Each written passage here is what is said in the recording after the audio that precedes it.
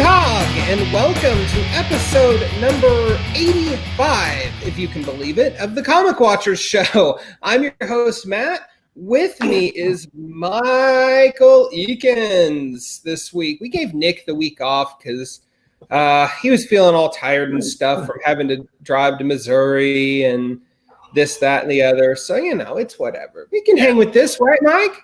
For sure. So we've got an awesome episode for you guys. We are going to be talking with writer and / artist Declan Shalvey about his new OGN from Image, Bog Bodies, with Gavin Fullerton. Yay! Bog Twinsies! It's a pretty awesome low-scale crime noir that. Well, I don't want to blow it. We're going to get into it when Declan arrives. But first, as usual, we've got some news of the week with Scoop Johnson. Scoop. Couple things. Obviously, we got the Eisner Awards revealed. That's on the website. As usual, huge list, and obviously that would take up way too much of our precious time. But I mean, they're all over Twitter. It's on the website, so make sure. You go out there, see if your favorite artists, writers, your favorite books made the cut, and there you go. But now we got something big in the pot. As everyone in the world may know, that DC has officially cut ties with Diamond Distributors. Now, what does that mean for comics and LCSs in the future? Well, if you know the definition of speculation, that's what it means, because it's just a lot out there. There's a lot of opinion pieces. Some good, I think, all worth the read. The owner, I believe he's the owner of Mile High Comics, had a pretty... Chuck Rosansky. Yeah. Had a pretty good diatribe, and I say that in the nicest way because it's super long, so make sure you got some time to read it. Some decent points. But I think, and me and Matt were talking briefly before we came on, a lot of it is sky is falling type of stuff because no one really does know. The only thing that's, cemented is DC did put out in their letter to Diamond and to the world that if you're on the West Coast and in Canada, they prefer you to go through Lunar. And if you're on the East Coast, they want you to go through UCS. But they said you can, really, if you want to go through Penguin, if you want to go through Lunar or USCS, that's up to the shop itself. So they're not going to sit here and go, well, you have to order this because you're on the East Coast. You have to do this because you're on the West Coast or overseas. And I believe overseas is going to be done through Penguin Random House, if I read that correctly. So other than our neighbors to the north, that's what we know. But Matt, I mean, have you read anything? What's your opinions on this big news? My opinions, well, I'm pretty far from being an industry insider or even just a guy that runs an LCS. So, like everyone else, I have to rely on other people's opinions and try to formulate my own as best I can from the information I have. Peter David wrote a piece that said that this is DC firing a direct shot at Marvel because basically what will happen is Diamond won't be able to survive without DC's roughly 30% of the market. So that in turn puts Marvel in a major predicament. So that's one opinion. That's interesting. Another one I've read is Diamond is bound to fall apart without this. And that could be. It's worth noting that Steve Jeppe, who owns Diamond, is good friends with Chuck Rosansky, who owns Mile High. Mm-hmm. And, so the Rosansky piece skews heavily in favor of Diamond, mm-hmm. which I can't imagine with Mile High being the LCS juggernaut that it is. Like, they haven't benefited from that personal relationship in some way, shape, or form over the years. Right. So I think the Rosansky piece is definitely biased, if for no other reason than that they're friends. But maybe, and this is my 2 cents on it, maybe Diamond wouldn't have been put in this predicament if they hadn't been running an ironclad monopoly on distribution for as long as they have. Absolutely. You know, and monopolies are made to fall at some point or another. Yep. It's interesting that this is happening when there's been so much speculation over the last few months as to what the future of comics is going to look like post COVID-19, because this is just so hugely going to alter the landscape of comics and the direct market and for readers. And I mean, it may wind up being a good thing because it may wind up opening new avenues of distribution that maybe weren't accessible before via Diamond. You know, Mike, you were talking right before the show about how we might see a stronger newsstand presence come out of this. That would be awesome. For sure. You know, I you know, when I was a kid, one of the things that got me into comics was going to the local Walden Books with my dad, and there was a spinner rack.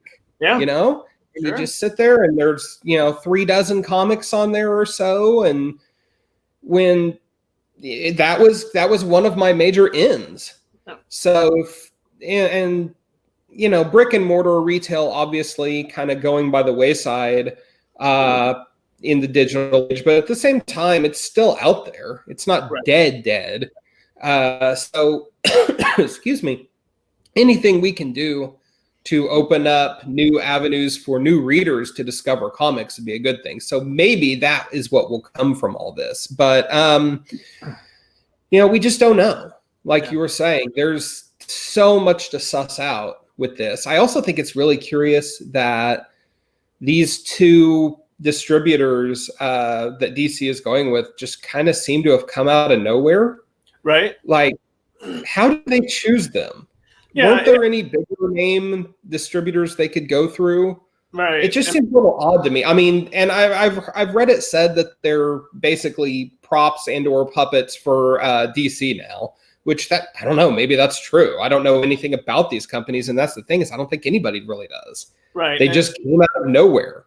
Yeah, and this whole plan, I mean, is probably, I would say, at least a year plus in the making. I mean, I don't think, DC all of a sudden during the pandemic was like, you know what? And I think maybe there was already some rifts possibly with DC and Diamond. And then when Diamond decided to shut down for pandemic reasons, and you can't blame them, maybe DC was like, okay, let's pull the trigger on this and do it. But like you said, these guys, it's like they came out of nowhere. Yeah. But from a revenue standpoint, like, it's really curious to me that Diamond decided to slow pay their repayments to everybody that they owed them on like a 12-week schedule or something like that. Maybe I'm wrong on the timeline, but sounds about right. I can, if I was DC and I'm dealing with this one company that has a monopoly on distribution who all of a sudden is saying they can't pay me, I'd be pretty pissed. Sure. Like, you're the only game in town. Where is your money going? To the pockets of the people, definitely not to the shop, that's for sure. Absolutely. So where retailers go from here, good question. It all just remains to be seen. And we, of course, at the Comic Watchers Show, and by extension on comic-watch.com, we'll keep you up to the minute with the latest news on this situation. But honestly, I think, with the whole, the whole Diamond DC thing, I don't think that's going to be felt much like it. I don't think the industry is going to feel this for at least maybe 6 months to a year, just like with all the cons being canceled. Oh yeah. I don't think this is even. At least. Well, yeah. Honestly, the repercussions of this are going to play out, and and not really be seen until 2021. Right. AKA next year. But yeah, it was fun, man, going to the your local AMP and buying a bagged Punisher comic with like a card or some goofy advertisement or something, man. So yeah, if it returns comics like that, that's a whole new audience. That's a whole new 6-year-old kid that's going to be the next Jim Lee or something like that, because he found a book, that he was like, holy crap, what is this, So yeah, I think it'll be good. But yeah, a lot of that stuff is just sky is falling, and there's just too much shit going on right now. The comics world is falling. The world is burning. Everything. It's like Oh yeah, when I was a kid, there were 2 grocery stores within bicycling distance of my house. Yeah, and I wasn't supposed to go to either one of them because I had to cross major streets. Yeah. My mom didn't want me doing that, so naturally that meant I did it anyway. So yeah, I would get my fix and go buy the latest X-Force or whatever. Yeah, from the grocery store. Yep, from the grocery store. Yeah, because I lived too far from my comic shop. That I couldn't ride my bike because it was just crossing too many highways. You know what I'm saying? It was just way too far. And so I did that walk. I lived up near a 7-Eleven and a Food Lion grocery mart, and I just one of mine was a Food Lion. How funny. Yeah. So I lived near a Food Lion and 7-Eleven, and that's where I got my comics. When Mom went, well, we just went to the comic store last week. That was last week. Yes. It was last week. What are we doing this week? Then I discovered the magic of a pull sheet. Yeah. Yeah. Yep. It was a game changer. Yeah, when I bought Batman $4.97, that's when I found out about subscriptions, and wasn't until I moved to Missouri, and I lived an hour and a half away from a comic shop. I'm like, what's a pull sheet? What's this? But yeah, my first LCS I was subscribed at, pretty cool guys. It was called Cards, Comics, and More. And yeah, they had as much trading cards, baseball cards as they did comics, but it was the mid-90s. But that store was eventually bought by this lady who had no idea what she was doing. Like, I don't know where she came from or how she came to buy the store from these guys. But the minute she took over, she just screwed up my pulse so bad. Like, it was the summer Onslaught was going on, and she just threw all these Onslaught tie-ins every week into my sub box, and suddenly my weekly pull went from 3-4 comics to 10 or 12, and I was like, lady, what are you doing? And she wouldn't stop. So yeah, eventually I wandered in there one morning with my friend, and the front window had been busted in. Somebody had broken in the night and stolen a bunch of stuff. And it had clearly, she had just discovered this had happened because she went a pick over it, and there's everywhere, and we can't survive. We I guess they didn't have everything insured like they should have. Ooh. Yeah, that store went bust very shortly thereafter. No, it was, but it was also in the hands of someone who just didn't know what they were doing. Obviously, if they didn't have their stuff insured. So yeah, it's when I lived in Jacksonville, Florida. I was going to a shop, and they start out just comic, manga, statues, your normal brick and mortar LCS store, and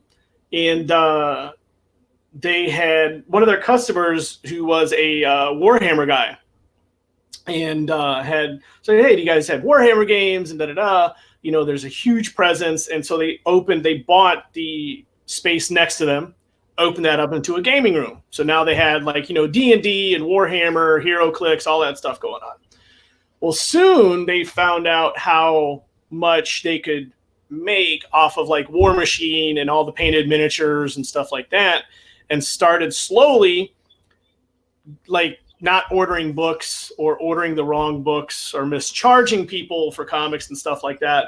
And they actually went under because all their original comics guys left.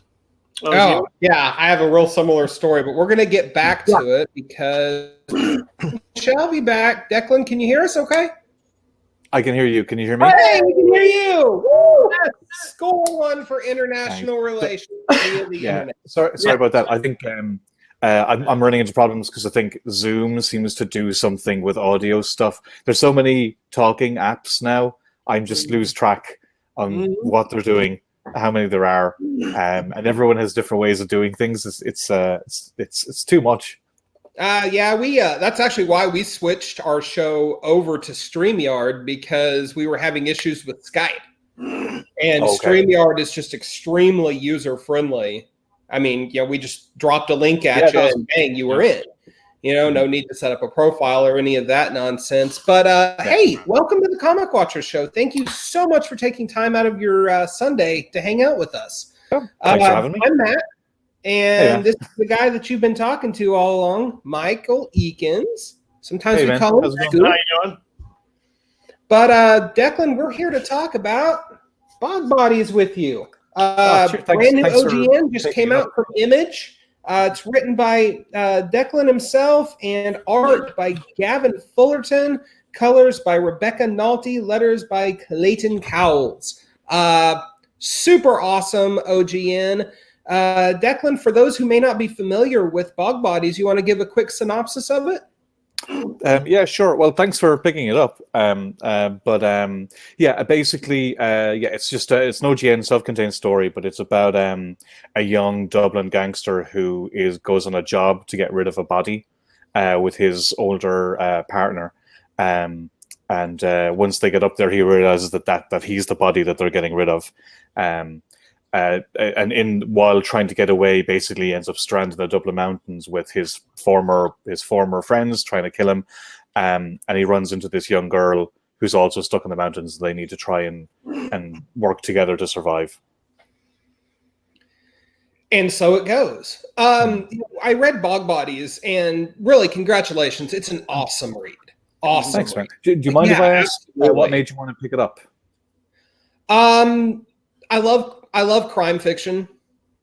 And I mean, I know you primarily as an artist. Worked a lot with Warren Ellis on Moon Knight and Injection.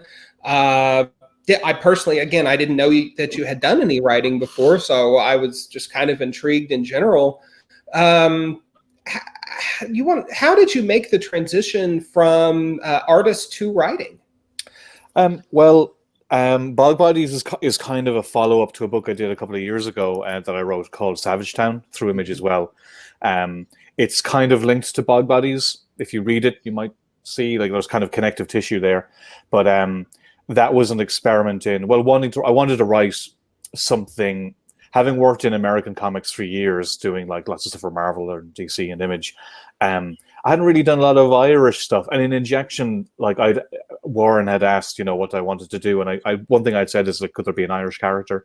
Just because I wanted to put Irish stuff into the medium that I love, and I'm hugely influenced by Garth Ennis's stuff and things like that when I was growing up.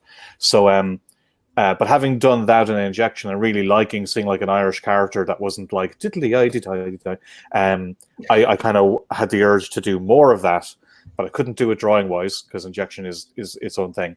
And I was a big fan as well of a lot of there was kind of an explosion of Irish cinema in the 90s, The General and The Snapper, In the Name of the Father, and there was that kind of stuff I really liked, but I don't really see it in comics. And I thought, maybe I could do it. And I'd been wanting to write, and it was kind of gestating for a long time, but it kind of worked out around the same time as I was asked if I wanted to write and draw a Nick Fury serial for Marvel. That was part of the Choosing Sides event. So I was was asked if I was given permission to write by Marvel while I was kind of giving myself permission to write for Image. And the experience was just so satisfying. I wanted to do more of it, and I've read more. So I wrote a mini series of Marvel, Deadpool versus Old Man Logan, and an M1 shot for Dynamite. So I've been doing bits and bobs, but Bog Bodies is the thing that I've been kind of concentrating on for the last year. Well, it definitely shows. Mike, go ahead. Oh, sorry, Mike. Can you guys hear me? I was muted. Yeah. Okay, no, good. you're good.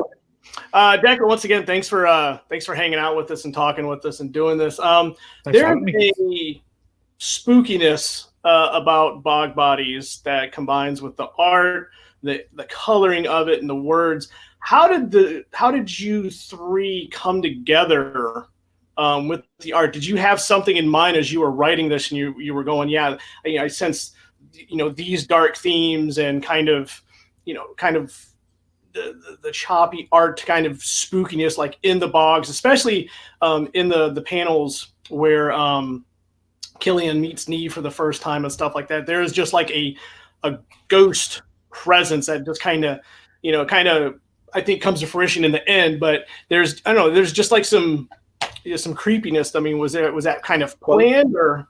No, I mean, not really. Like a lot of this stuff kind of happens in the kind of ether of collaboration. Gavin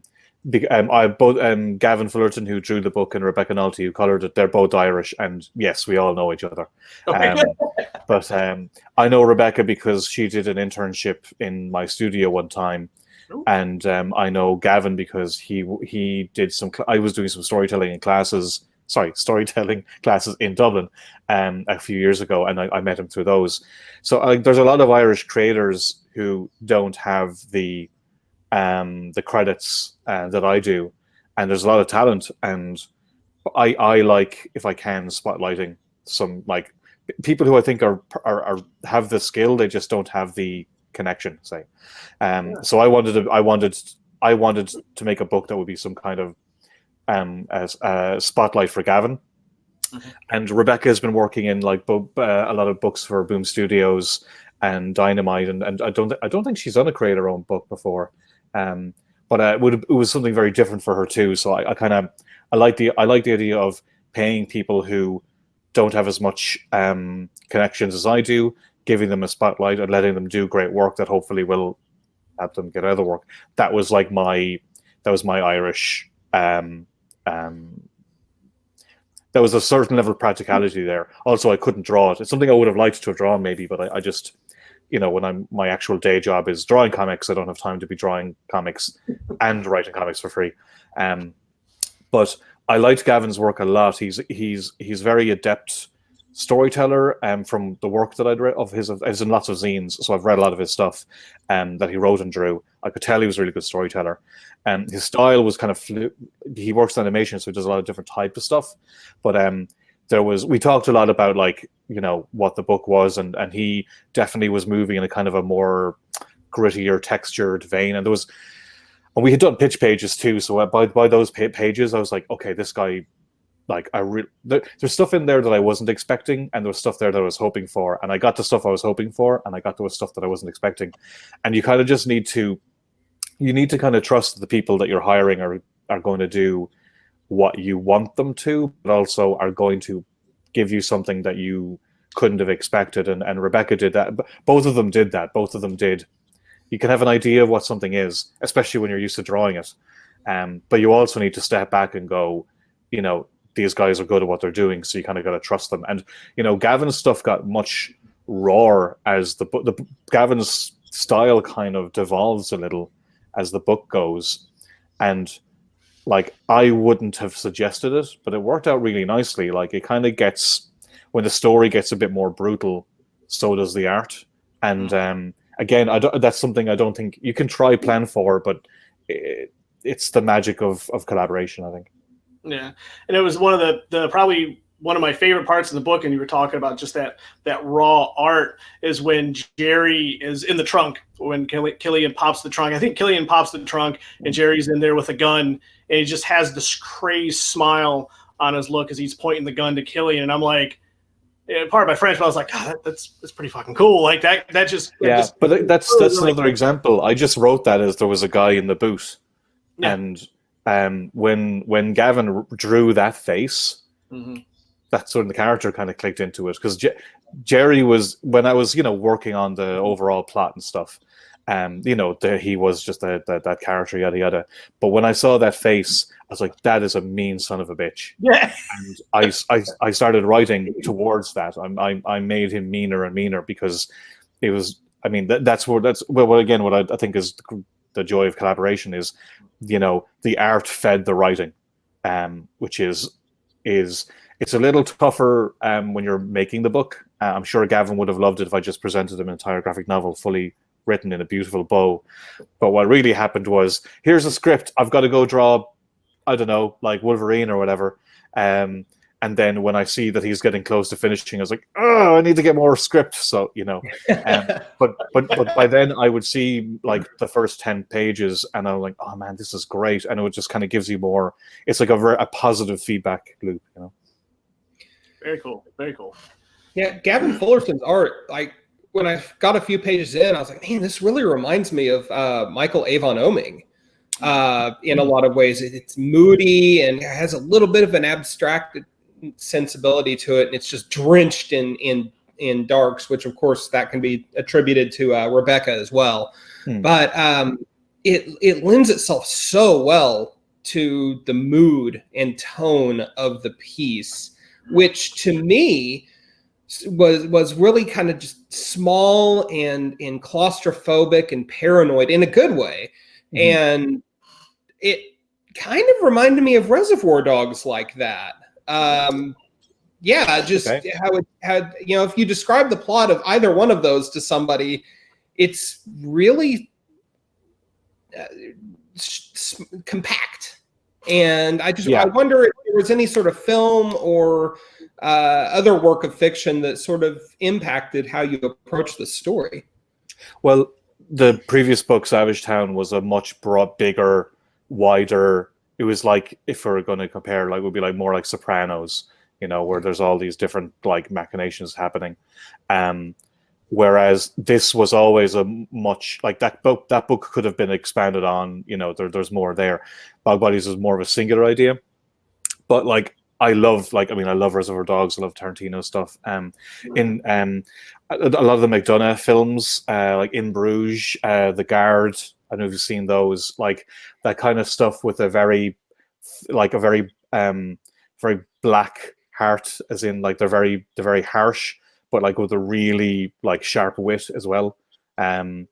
That stuff really, I love all that stuff. Again, lots of it in film, not a lot of it in comics. And it's also it's a bit of frustration because that stuff tends to struggle in comics as well. And I mean, Criminal is a huge success, which is great, but not a lot of crime books. Like if I was smarter, I would be doing more sci-fi things that would, definitely sell better. Like, but I just love crime fiction, and I also love done in one stories. And yeah, I would say there's films like I Went Down. A lot of the kind of more Irish, like I said, there was a lot of cinematic influences there. But sorry, I think I'm over answering your question. No, not at all. The comics like Stray Bullet. You bring Sopranos up though, because the character of Kino really reminds me of somebody who could have been on Sopranos. He's older, he's overweight, he's world weary, and he knows the game pretty well. I think Kino wound up being my favorite character out of the entire book, actually. Yeah, I mean, he's the nicest character in the whole book, really. To say he's kind of the Brendan Gleeson. Like, that's who was in my head, because Brendan Gleeson's done a lot of those roles, like, experienced, sense of humor. Again, In Bruges is a good example, but he's done loads of those roles, like The Guard as well. He was definitely kind of my Stan. Is that no, that's not the phrase. That's not how Stan is used. I don't know. I can't use internet logo. But he was kind of he's probably the one, like he's the one character. Well, that's not true. He's not the one character trying to do the right thing, but I think he's kind of the most moral one in the whole story. And they're all bad people, but you need to root for somebody. You need to be that's it. You don't need to root for them, but you need to identify with them to a degree. And I think there's an everyman quality. Like Chief O'Brien in Star Trek would be another example. Like an experienced trade guy, like with a good heart, even though he's a murdering criminal.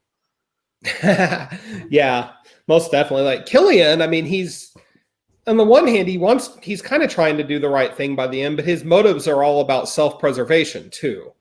So yes, I mean, it's hard to kind of really discuss it because it all kind of shifts by the end. Yes. And I don't want to give that away, but I think for me, the case of I wanted to tell a story. I think, you know, with a lot of conversations that happen in the public and online and stuff, there's an awful lot of, and in the media, an awful lot of demonstrative kind of language. And I kind of wanted to, everyone talks about empathy, like everyone needs to be empathetic about everything. And I wanted to I wanted to come up with something where you'd had to test your limits of empathy. And straight away you feel bad for Killian because of the situation he's in. And I kind of wanted to slowly see how long you can feel bad for him, and what the limits of empathy are. And he's not a bad person. Like, you can tell he's a bit of an idiot. He's, you know, he has good intentions, but that's not necessarily how things work sometimes, you know. And I thought that was interesting, and I wanted to kind of tease that idea out a little bit. So nobody in there except, no, I would say Jerry. Jerry is a real piece of shit. But yeah, he's the truest antagonist the story has to offer. Absolutely. Yeah, he's a force of nature. Like, you know, there's no middle ground. There's no nuance to Jerry.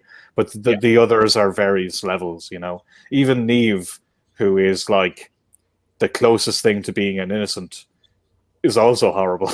You know, that was another thing as well. I didn't want to do like a damsel in distress story, you know, just because, like, I don't know, I like it when characters surprise you, and I like the idea of, you know, like, he's trying to save her and she's calling him a pedophile.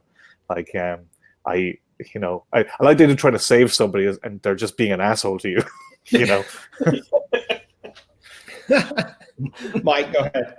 Yeah, and kind of riding on the coattails of the characters and how they melt together so good, and especially what I think Neve is probably my favorite, especially at the end. I mean, just kind of everything that happens, and like you said, she's kind of an ass when she's trying to be saved and everything, but at the end, I'm not going to give that away because that is just too good. God, that is just so good. Was that your intentions? I mean, from the get-go, was that ending, was that organic, or that just kind of like, did you go, okay, this is how I want it to end up? You know, this is how the characters are going to melt in together. We're going to see Killian kind of come into his regret and kind of maybe trying to make peace with himself. How did that come about? Well, I mean, I had the basic story in my head, and I hired Heather Antos to help me edit it. I had worked with her on the Deadpool versus Old Man Logan miniseries, and her notes on it were really good, and I think they really made the book better. And, you know, I'm relatively new at writing, so I I have a certain level of confidence in what I'm trying to do, but I think if you can get people to make, help you be better, then you should. And I also had a good chat with Gavin when we properly started on the book. And that helped in regards to some of the themes we wanted to kind of look at. But plot-wise, it was always going to end the way it did. I would say I think some people weren't going to die, but then they did. Like, little things changed like that while... Sure. I would put it this way, it was like 80% there when we started. And by the time we got halfway through the book, I shifted the ending slightly. Like, it was always the ending. Mm-hmm. It was just kind of maybe how we got to that ending changed. And I wanted, again, similarly with the thing about empathy, like, I wanted to do a story that kind of, I don't like stories that tell you what to think, that preach to you. I think they're always more engaging when you come to your own conclusions. And when me and Gavin were talking about this, he had a point of view on the book and I had a different point of view on the book. And I liked that there were two different takes you can have on it. So I wrote it so that it can be both. There's like an element, let's say a supernatural element that comes into play later, which I think you can read as supernatural or you can read as imaginary. And if it's imaginary, then the book's about something else. Mm-hmm. And if it is supernatural, the book is about something else. And I like that it can be two things. I think both stories are worth telling. It could be a story about a story about redemption, or it can be a story about revenge, depending on how you wanna look at it. And I wrote it for both, so whichever you take from it is valid. So those were things that happened. Like I said, plot wise, it was always the one thing, but thematically, it kind of evolved as we were working on it. Well, I love the way that you deliberately made the ending to be ambiguous. But I like that in some films, and I hate it in others. I don't know if you're like that. Yeah. There's some films I'm like, oh wow, man, it really stays with you, and there's others you're like, what the fuck, So yes, it's a delicate line, Yeah, I think to this day, I'm still saying that about the end of No Country for Old Men. Yeah, I was use a rather popular example. Yeah, I will say I've come around on it, but so I actually use Coen Brothers as an example, actually. So I love their stuff too. But I think a simple man, I remember watching, and the end of that just ends in a kind of a similar way, and I was so angry leaving the cinema. I was like, what the fuck was that bullshit? But what I like, I was talking to a friend of mine about this recently. I like that with the Coen Brothers, I don't need to like every one of their films. They've made so many of them, and so many of them are excellent. I prefer to go see a film where I know they're going to take some chances. Like, they could just rest on their laurels and do the exact same film over and over and over again. And some of their films are similar, but some of them are very different. And a lot of people love, say, A Simple Man. They think it's brilliant. I don't. Well, no, it's good. I just was annoyed at the ending. That doesn't mean I'm right. And I think it's fine if I don't like it. I much prefer to see a film that took some chances than something just kind of played it safe. Which is tempting as a creator to do as well. Is to play it safe. And I'd like to be someone who takes some chances here and there. Yeah. No, that's awesome. I'm so brave is what I'm trying to say. We've gotten into it's easy to get into this mindset where you're loving a movie or a comic, what have you, and then you get to the end and it didn't do what you thought it should do. You're like, well, the ending was bullshit. Therefore the whole movie sucked. Well, no, the movie. It's a problem I have with a lot of it. It was good. It was maybe the ending didn't work for one reason or another. But also it might work for other people too. Like it's a problem I have. I think. I mean, it's a slightly different subject, but there's a level of toxicity in fandom now, and I say this as a fan of other things too, where we get to say what the thing is, or if I don't like it, it's not good. And I don't think there's plenty of things I don't like. Doesn't mean they're not good. They're just not for me. I can't think of an example right now, but I can't even think of a movie that's coming out at the moment, but there's some films they're just not for, say, I don't know, Little Women. I haven't seen it, and I don't know. I hear it's great, but if I didn't want to see that film, or if I didn't like that film, that's fine, because it's not necessarily for me. It's clearly for so many people. And to be clear, I'm not saying I would actually totally watch that film. I'm just trying to think of the last film where I remember people arguing about it, stupid arguments. But I think we all just need to as regards celebrate the things we love, and if we don't like it, you can be critical about it for sure, but you not liking it isn't a valid criticism. As a case in point, A Simple Man, a lot of people who I friends of mine love that film, and it's ultimately sometimes it just comes down to taste. Yeah. Sorry, I'm no, that's great. Mike. Yeah, and kind of riding on that, I think one of the great things about Bog Bodies is that it felt natural. You had obviously you had the Irish colloquialisms in there, and it was just like the regular language. It just felt like it was just a normal story. Like you said, earlier, you wanted to see more of, natural Irish stories being told without any kooky, corny stuff in there. Going forward, do you see yourself bringing that culture to more books, more stories, and possibly if you with your Marvel work, do you see you pitching any ideas over to them? Well, yeah, well, it's something I'm wary of. Is I don't want to be the Irish guy, you know.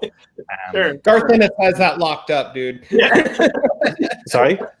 I said Garth Ennis already has that locked up. Exactly. Sorry. Exactly. You know, but like, you know, what I love about Garth is he did stuff that was Irish related, and he does war stories, and he does X, Y, and Z. You know, so it's definitely something I'd like to do more of, but it's not the only thing I'd like to do. You know, like I'm doing, like, you know, I didn't cram an Irish character into Deadpool versus Old Man Logan. Right. You know. I don't like I don't want to cram stuff in there, but I definitely have more stories in, like, I see Savage Town and Bog Bodies taking place in the same world, for lack of a better phrase. And I definitely would like to do more books in that world. You know, I like the idea of maybe every couple of years doing an Irish related graphic novel, you know, and just kind of build, like I said, I'm a huge fan of criminal, and I like the idea of maybe having my own private little criminal where I can pop in and just do different stories set in the same world. There's not a lot of money in it. Is the tough thing, though, is to trying to like make those projects happen is a whole, like, you know, you're basically, you know, project managing on top of writing and like things like promotion or like just so much work. It's so much easier to just do a Marvel book where you don't need to worry about that. And I had once pitched a Banshee book to Marvel, and I think they would have done it if I drew it, but I just wasn't available to draw it. But I don't think I'd shove Irish stuff into Marvel. But you know, if there's an opportunity to pop Banshee in somewhere, I probably would. But yeah, I would. Short, like, that's the rambling answer to your question. I'm sorry, but yeah, I would like to do more of it, and depending on the opportunity, ideally, I just prefer to do more of these types of stories and spotlight other. Like, I have 2 other ideas with 2 other artists I'd like to do. Frankly, if I'm being honest, like, I need to see how Bog Bodies does to know if I can afford to do it. It just comes down to that, really. If the book does well, then I can kind of maybe take that money and put that ahead towards like the next project. And so yeah, I have a couple of ideas, but really it just comes, like, Savage Town was an experiment and it did everything I wanted it to do. Bog Bodies is a building on that. I think at this stage, I will need to see if it's feasible, if I can do more. But but you know, the more guys like you get them and support them, then the easier it makes that, you know. Oh, absolutely, definitely. Everyone buy Bog Bodies. Right here. There it is. Run out. I hear it's very good. Hey, it is. It's good. So from a business standpoint, I mean, you publish this through Image. You and Gavin own it. I assume it's the 2 of you, right? Yeah. And Rebecca as well. And Rebecca as well. Okay. How does that work? I mean, you, on the business side of things, you know, you've obviously had a working relationship with them in the past, thanks to Injection, and probably some other stuff I'm not thinking of off the top of my head. But you know, how does that turn around? Like, how do you get your cut, or so to speak, of it? Well, it's different. It's like, and you know, I'll just be open about it. With Injection is different because that book's going to sell because it's Warren Ellis. So, you know, there isn't so much of a concern there. So in a book like Injection, I would get an advance so that I can draw the book. And then whenever the book makes money, that advance would be taken away from it. And then we would make whatever profits are left over, which there were. Like, so you know, because books like Injection, or say, I don't know, I assume, I don't know anybody else's deal, but like, say something like Paper Girls or whatnot, they're books that Image know, like, they know that they'll make money on. Well, not that they'll make money on, that the book will make enough money to survive. Yeah. So for them, it's an investment so that the creators can just make the book. So that's great. That's like, that was amazing to be able to just kind of do Injection and not worry about paying the bills, and then in the long term have the money that we made on the book. We covered the expenses and made a profit on top of that. It's amazing. It's one of the most empowering things that have ever happened to me, to know that you can make a book and the money that you make, you keep. Image get their take their fee, but like the amount the book sells equals the amount of is related to the amount of money that you make. Right, it's amazing. 1-to-1. So Image don't own it. I'm sure you know all this, but just for those who don't know, so Image don't any other company will take pretty much every other company. There's different deals and stuff, but for the most part, other companies will take a cut of ownership of the book. If anything ever happened to Injection, like it's been optioned, and like Image don't get a cut of that option money. Like Image, you own it 100%. And anytime people complain about Image deals, where they're not getting X, Y, and Z, I will say that's generally the case of their collaborators, not the company. The company has its one thing. Although what you do is you hear from other creators, like somebody's TV show got made and the artist made nothing on it because the writers screwed them over. Like that stuff happens, and it's bullshit. But it's never Image. Sometimes I see those stories going around. It's not true. But with Savage Town and Injection, those are not guaranteed hits. No one's going, what? Declan Shalvey, the guy who draws, he's writing a book. That's going to be a smash hit. That's not the case. So for Savage Town, I pitched Eric Stevenson the book as a monthly, if I recall, and he thought it might be better as a graphic novel. I think he was right. And same with Bog Bodies too. I think it could have been a miniseries, but I think it's better as a graphic novel. The downside of doing something as a graphic novel means if you're not doing single issues, then you're not covering your costs. So again, if I'm getting too into it, stop me. No, keep going. So the benefit of doing a book as a monthly means that whatever you make on those issues probably will cover the cost of the book. Even a low-selling Image book, you'll probably, make back the money spent making it, which means when the trade comes out, that's profit for the most part, which is great. Doing things as graphic novels is less, I would say it's less financially profitable, because everything I paid everybody on Bog Bodies. Not a brilliant rate, because it's out of my own pocket, but enough, a standard comics mid-rate, effectively, so that I knew Gavin could draw the book and Rebecca could color it and Clayton could letter it. The book's done. Now it's out. So I'm down money for it, but my hope is that the book will make enough money that it'll cover my expenses, and Gavin and Rebecca will get royalties off the back of it. But I mean, that's just down to how much it sells effectively, But that's not a book where Image, and this isn't a slight on Image or anything, but that's not a guaranteed success. So to be fair, I didn't even ask them for an advance, because something like that is riskier, and an Image book isn't a guaranteed thing. There's a risk for everybody involved. For something like that, sure. Because it's riskier, really, I think it's down to me to take most of that risk. Also, because I could manage it. So from a business point of view, it's really down to that. Like, can I afford to spend however many thousands on a book that doesn't make any profit? Well, maybe not. I could do enough for it this year to see if it actually, I don't know. I got to make the book, so I'm happy. I make enough money as an artist that I can get by. So it's and do that. So that's fine. It's different for if you're just a writer who doesn't have money. That's tough. Everybody's got to work out a different deal. But I wanted to keep things as absolutely fair as I could. So me and Gavin own the book. We own the rights, and Rebecca has a cut of it as well. And whatever profits we make, we'll do the same. I asked the guys if it's okay if I take the first chunk of money made to cover the costs of paying them, similarly to basically what Image do for us in Injection.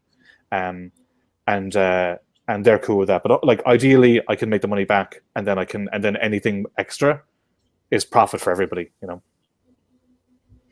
And I assume that extends to reorders, potential second or third printings, etc. Yeah, like we printed. I'd say the orders I would say on Savage Town and Bog Bodies are around the same. Bog Bodies is more orders, but we printed less. Savage Town we printed more, and we're still sitting on copies. So what I'm hoping for is that if there's people who pick up Bog Bodies that haven't read Savage Town, they can go back and pick up Savage Town, which is in print, and anybody can read it. Ideally, you don't do things like reprints, because every time you go back to the printer, that costs money. That makes sense. It's better if you print. It's better if you can print high and sell through. But we're in an interesting place where we printed high in Savage Town, it didn't sell through. We printed lower on Bog Bodies, and I'm optimistic that we probably will. I think we're more likely to sell through on that. I don't want to go back to a second printing, but at the same time, there's no point printing, 16 times more than your initial orders and just, hope it works out, because there's warehouse fees and things like that. So, and it's knowing that Bog Bodies was going to be a singular story, I made a point of trying to keep it slim. Like, I think Savage Town was something like 130 pages, and it was $17, which is a chunk of money. And I think for a first-time writer, that might have been too expensive. But the book was so thick that pricing it less would have mean we wouldn't make much money. So, I mean, these are things I didn't worry so much about injection, because there was more of a set standard with that. Right. For Bog Bodies, I thought, okay, well, I'd like to offer retailers a cheap graphic novel if I can.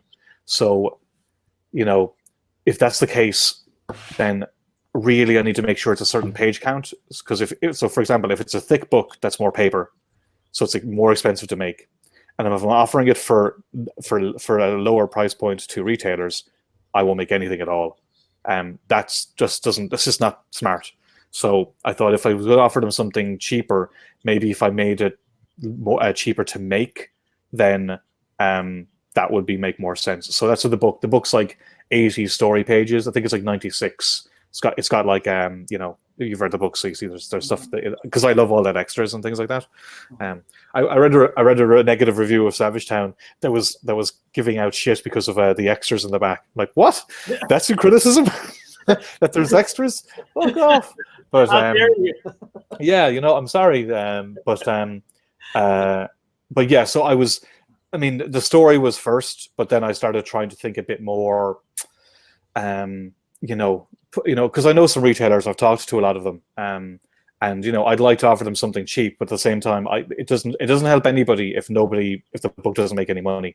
It doesn't help Rebecca, it doesn't help Gavin, it doesn't help me. Saying that, I don't know, we'll probably do the same, because we will make less money because the book is cheaper too, But what I'm hoping for is that it sells more, and that more people will read it. But it's a bit of an experiment, That's what I like about Image, is that you can kind of try different things like that, and it's interesting to kind of, when you're just doing Marvel stuff, you just do the work and hand it off, which is great, But I also have no idea what sells in different countries. I have no idea. I know I don't make money on certain stuff sold in certain regions. With Image, like you learn everything. How much how much you make in other countries. Digital sales, Comixology sales, like you get all that information, which is again hugely empowering. I will say I make way less money on books that I write and don't draw than the ones that I draw for Warren Ellis. But I also get to have my cake and eat it. I get to do stuff. I get to draw stuff that I really enjoy, and I get to write stuff that I really enjoy. And the stuff I do that I draw, it tends to be more high profile. And if I can leech some of that profile onto smaller creators who are coming up, I don't know. It feels like everybody wins. Yeah, kind of staking out your own claim in the industry. Plus, it's nice to, I can make my own IP as well that way. If I was I'd like to write and draw something someday. It's just not feasible at the moment. But I'm hoping the next couple of years maybe I can. Nice. Well, keep that Marvel money coming in, and keep working with that Warren Ellis character. I think you're got it. I mean, if the caliber of writing in Bog Bodies is any indication, you've clearly got the creative chops to make it happen. Thanks, man. I really appreciate that. Yeah, absolutely. And I'm not just saying that to kiss your ass because you're on our show, but I legitimately thought this was a great comic. Yeah. No, I'm really surprised with the amount of really, really good reviews. I tend to not really read reviews, but I think because I'm writing this book as opposed to drawing it, I'm a bit needier, so I've been looking at them. But there's been really, really great reviews. I'm delighted. I couldn't be happier. It's exactly what I was hoping the book would be, and more. And anybody who's read it seems to really enjoy it. The tough thing with an Image book is just getting somebody to read something that they don't know what it is. Daredevil isn't on it, or Deadpool or whatever. So it's a little hard to try and convince somebody to read something when they don't know what it is. But anybody who has read it seems to really, really like it. So I'm chuffed. I think you should be. Mike, do you have any? Oh, I'm great. Life is grand. Yeah. Keep telling me how great I am. No. Yeah. One last one for me, Declan. Switching over now that you're writing. You did Savage Town, you did Bog Bodies. Are the pressures of writing and being an artist, do you find them to be similar, or do you find yourself when you're drawing, you're like, oh, okay, I got, it's this, but when you're writing, do you feel like, okay, well, I have to structure this, I have to structure that? Are the pressures the same, or are they kind of night and day? It's a good question. Something I realized recently is I'm not getting much drawing done, and it's not because I don't have any work to draw. It's that if I go back to when I was doing 28 Days Later for Boom, or when I was doing Thunderbolts for Marvel, I just sat down and I just fucking drew the shit out of stuff as much as I could. There was far less distractions, and I don't mean Twitter.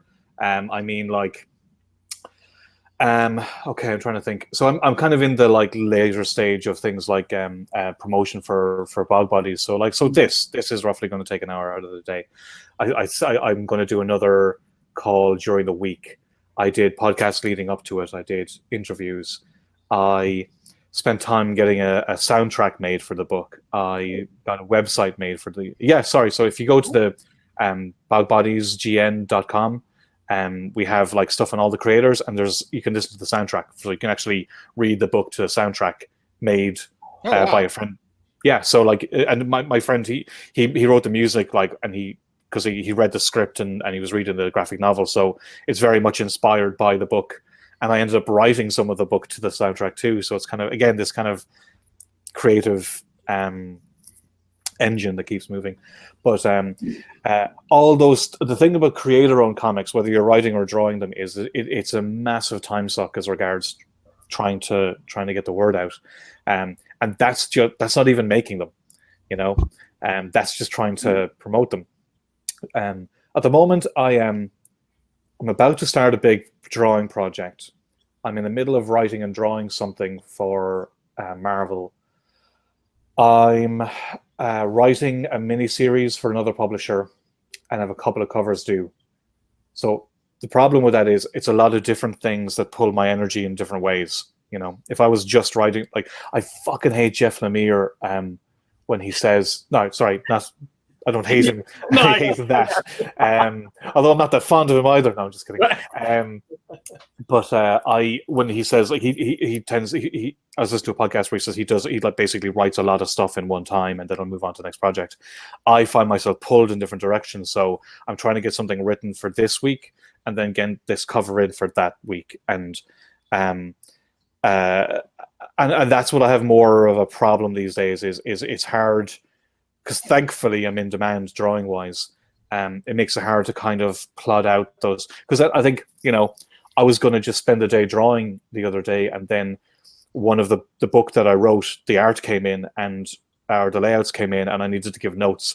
I probably spent a couple of hours going over it and giving notes and stuff. That's not time I really accounted for when I was trying to draw this cover. Right. You know what I mean? So that's the time management becomes more difficult. I can sit down and draw like that. It's no problem. Like, I'm well used to it by now. I can just sit down and just, you know, start the engine, which is great. I avoid writing so much. like today I have to write. I told myself I have to write today. So I have two different things I need to work on. And I'm gonna, after this, I'm gonna go have something to eat. I'm gonna clean a bit. I will do anything that I can do to avoid actually sitting down and writing. So it's that. And what sucks is because I'm used to drawing, I can listen to podcasts, I can half watch shows. There's a lot of stuff I can kind of ingest while I'm drawing. Sure. I can't do that when writing. So it's like, oh, that's a good podcast, I'd like to listen to that. I was like, oh, I can't do it today because I need to write. So I heard a quote from a writer once saying, like, I love having written, but I hate writing.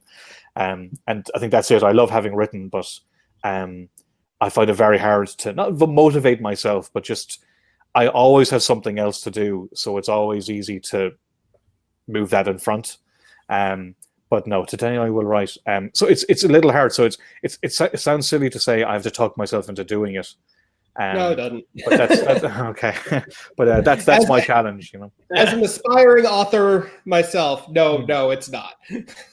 Well, I mean, I found it very intimidating when I was starting out, but I noticed, like, once I started treating writing like an art project, things made more sense to me. So, you know, you do a sketch before you do the final piece, and even when you do the final piece, there's different processes to refine it to the final thing. And I kind of thought writers just wrote it, and then it's done. But once I realized, oh no, you do a draft and then accept that draft isn't final and they're going to have to make it better. And then it becomes a lot, and then like give it a week and then you come back to it and it's much easier to spot the things that aren't working. But you need, if I don't do 4 hours today, I can't fix them next week, is the thing, you know? So I just, what helped me is just accepting it's going to be shit. And then giving myself the time to bump it up, you know. I got you. Well, I got one more question for you myself, to put a bow on this thing, so to speak. So, I mean, let's just say Bog Bodies winds up being a runaway hit. Declan Shalvey, the writer, is suddenly in demand. Now, you've currently got the stability of the Marvel work, but the opportunity presents itself to continue doing your own thing and pursuing your own visions. Is that a direction that you would ultimately want to go, or would you like to keep your hand in with Marvel or whomever to kind of make sure that you've got that continuing stability? Well, it's interesting because stability isn't really a thing right now for a lot of people in comics. I'm lucky. I had, without getting into specifics, I was going to be writing and drawing something at Marvel next. That was the plan. Don't think that's happening now because of like all the various stuff since COVID. But then I got a different offer to draw something, which is a pretty sweet gig. That wouldn't have happened if not for COVID. So, like, you know, it's some doors close, others open. My plan was to shift more towards writing and drawing. Be it creative. Well, my hope was that I could. Well, I had to finish Injection because we have 10 more issues of that to do. It just doesn't. It's just not. Doesn't really quite make sense right now with the way everything is. And I had to wrap up some other gigs, but I want to finish that. But other than finishing Injection, I'd like to write and draw for Marvel, and I'd like to write and draw a book at Image. But I also like working with artists. So I think no matter what, I'd always like to be. I think if I'm doing something at a company, I want to also be doing something creator-owned. So if I'm drawing at Marvel, I want to make sure that I'm writing at Image. And if I'm drawing at Image. I want to make sure I'd like to be like writing at Marvel. I mean, that would be lovely, but that's not guaranteed. But I mean, I'd love to do kind of like what David Lapham does, you know, or did, or I don't think he's done any Marvel stuff in a while, but I know he did like Punisher versus Daredevil book years ago, and then he went and did he did a book at Vertigo, and then back to Stray Bullets. I like, if I could do something, I like to always be working on something creator owned, but I also still love superheroes. Like I want to do Daredevil bad. I really want to do Daredevil someday. You know, there's still plenty of characters there that I'd love to work on. But like, if it's not Warren Ellis, I think I'd just like to do my own stuff. Ideally, and thankfully, like I know Marvel seem to be kind of open to it, which is great. I just don't think the way the year was supposed to go isn't going. But thankfully, I'll be okay. I'm very lucky to say. So the plan isn't going the way I thought it would, but it's still going to be fine. But I guess going into 2021, I guess maybe I'll move after more direction. It's kind of hard to say. Sorry, I see so rambly. It's just I know a lot of people who don't have gigs right now. I think that uncertainty that you're speaking to, I mean, is applicable to anybody right now. Yeah. So like when the Punisher vs Barracuda book was paused, and had one issue left to do.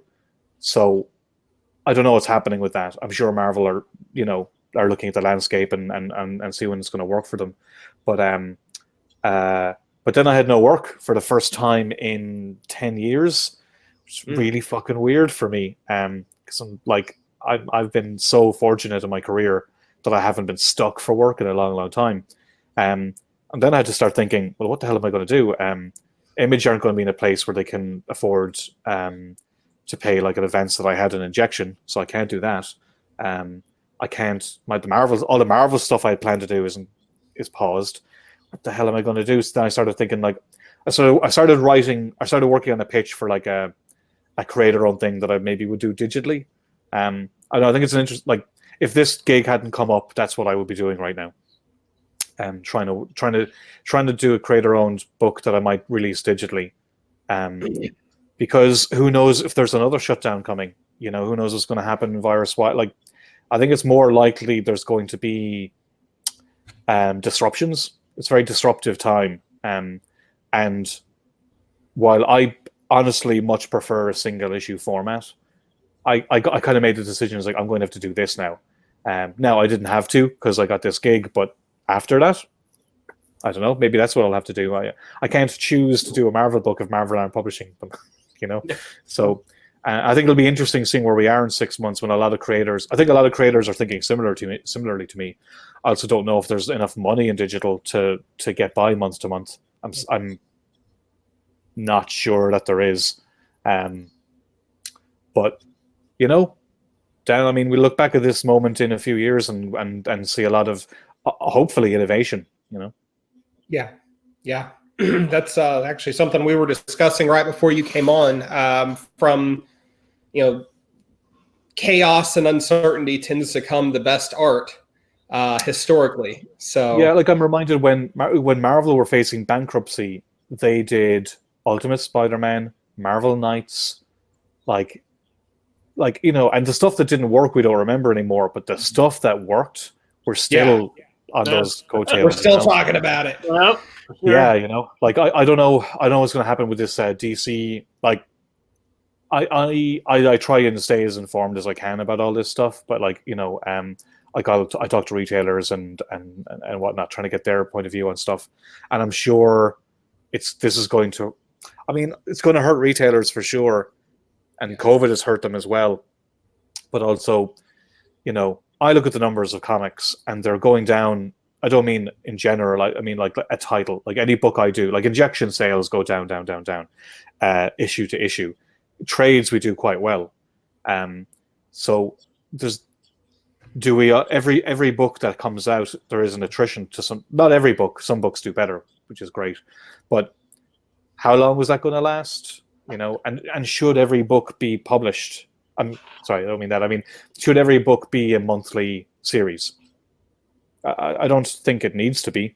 But for the reasons I told you earlier, there are definitely financial reasons. If I was going to write and draw a book, there's no way I would release it as a graphic novel, like just a graphic novel, because to me that's me leaving too much money on the table. I would write it so that it would be a serialized story that I can sell monthly to pay my bills, and then the book would be hopefully profit in the end. That would be, to me, the most financially wise way to do a creator-owned book. But I mean, I don't know if that's I don't know if that's I don't know what the landscape's going to be. It'll be really interesting.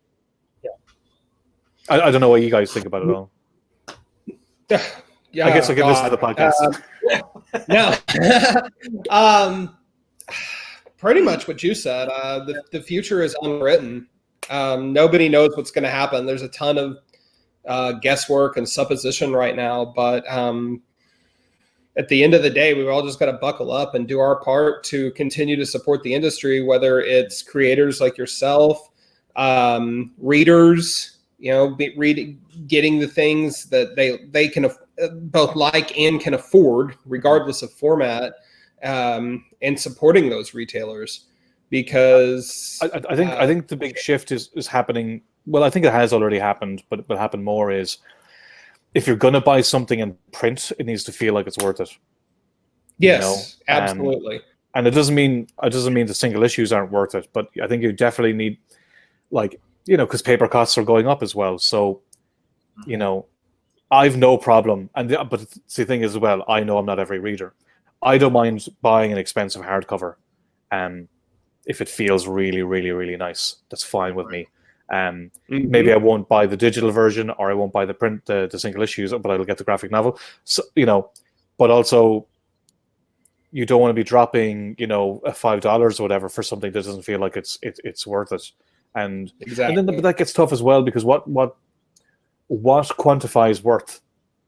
I remember when we did Moon Knight, a lot of people were like going, "Oh, this isn't worth the money. I read it in 2 minutes." I'm like, yeah, but how many times are you going to read it? Are you going to, like, a book like Moon Knight, I feel people have reread 50 times. Whereas you could do a book that had more like writing, had more dialogue that you read once and never read again. So I think it's not necessarily, like, I don't know, maybe I'm getting too into the weeds here. It's a tough thing. Quality and worth are very hard. They're kind of subjective things. And you can't account for how a reader's going to feel, I don't know. Sorry, I'm rambling now. It is an interesting time. I think that attitude towards, to use your Moon Knight example, quicker reads comes from older comics readers that are used to simply a wordier read. Sure. Warren Ellis, Tom King, Bendis to a certain extent. They all work in very economical scripts, but it also speaks to the shift in the craft of writing a comic, in that you're not just putting words on a page, but you're actually acting as like a stage manager / director, choreographer. Well, actually, I remember. Just a shift. Sorry, I didn't mean to talk over you there. No. I remember I did that Nick Fury serial, and one of the stories was silent. It was like him and Black Widow. And I remember reading a review that said, like, "Oh, there isn't a lot of writing in this," and I was like, I still had to write it, like, and it was much harder to tell a story with no words. Like, I could draw somebody running down the hallway, and it goes like, "I need to get there in 5 minutes." You can write that in dialogue, piss easy, but how do you show it without dialogue? Like it's harder to do. Yeah. And I think, sometimes that's what I mean, like, is in quality can be hard to quantify, but I know that I saw like The Mandalorian when it came out, and it was so refreshing to watch a 30-minute episode of something that just kind of was satisfying in an era where so much of, like, TV fiction now is long form, which I love, but it was crazy that a half-an-hour show was so refreshing. And I think I'm talking to a lot of creators at the moment who I think are seeing the benefit of that. And if you're going to do something episodically, like, for example, Bog Bodies, like I said, could have been a 4-issue miniseries. Mm-hmm. I actually wrote it in 4 chapters, but just to write it in different issues, I don't think it would have been satisfying. I think the first issue wouldn't really felt enough, which is why I think the graphic novel format was better for it. But if you're going to do something as single issues, you need to write for the format. No, absolutely. Do what serves the story best. And if you've done your job properly, fingers crossed, the readers will follow. So, but we are actually about out of time for today. So, it's a good thing I'm able to talk your ears off. Hey, I'm all for it. Trust me. That means I have to talk less. So, but God, thank you so much for stopping by today, Declan. I appreciate it. Thanks for having me. Very much. The book is Bog Bodies. It's from Image. It's written by Declan Shalvey, art by Gavin Fullerton and Rebecca Nalty, letters by Clayton Cowles. This has been episode 85 of the Comic Watchers Show. And thank you all very much for listening. Declan Shalvey, everybody, give him a round of applause. Thank you very much for being here, sir. Thanks, guys. Cheers.